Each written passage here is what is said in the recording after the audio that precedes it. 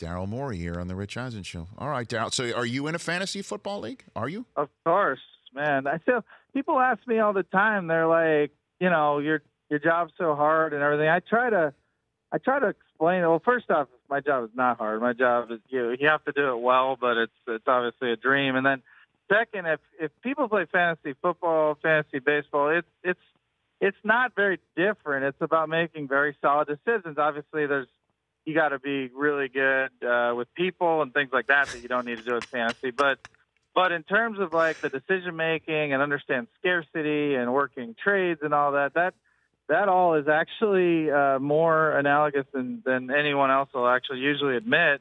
And so it's actually one of our interview calls. When we talk to people to come to the Rockets, we ask them about their fantasy football strategies. Come on. Because it really gives us a sense of how they think. So, yes, I am in fantasy football. What do you learn from people? Like, are you more apt to hire somebody who does not take a quarterback in the first 4 rounds of their draft? I mean, like, what do you glean from that subject matter when you're... So in our interview process, and I'll just say this. I think you know this, Rich. Everyone is terrible at interviewing. That's like proven.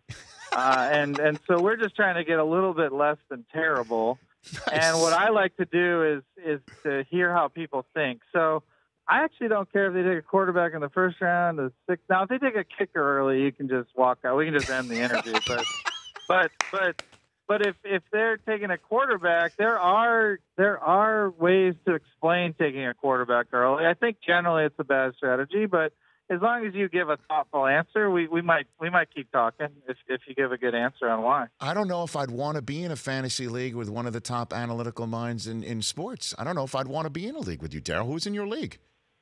Well, just college, high school, work friends over the years. Yeah, we've been together since '94, maybe something like that. So, not yeah. MIT, Northwestern, is that what you're saying? Or MIT? Yeah, some MIT, some Northwestern, some work friends, some guys at the Rockets. You know how it is.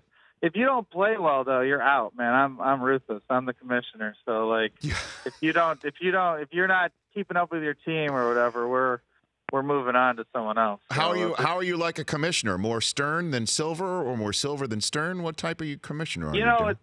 Commissioner Silver is unbelievable, and I love his style. But I gotta be. I don't have time, so I'm more David Stern.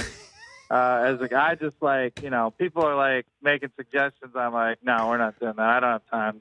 I don't have time to worry about your concerns.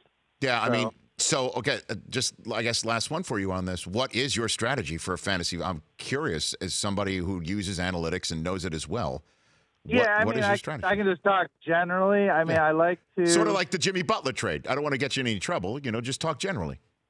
Yeah, no. Well, you're not going to get me in trouble. I mean, it's not like my fantasy football strategies or anything anyone should care about. But anyway, I like to early lock in a top receiver in round 1 or 2 because I work the waiver wire a lot, so I usually can snag one of these young running backs that'll emerge later by working the waiver wire. So I want to get one solid running back and one solid receiver in rounds 1 and 2. You can't always do it based on where things lay, but I look there, and then I don't actually usually worry about quarterback till later unless there's a real top one, maybe in round 3, still hanging out there, and then unless I can get a uniquely good defense or tight end, I wait till late there. I usually sit on the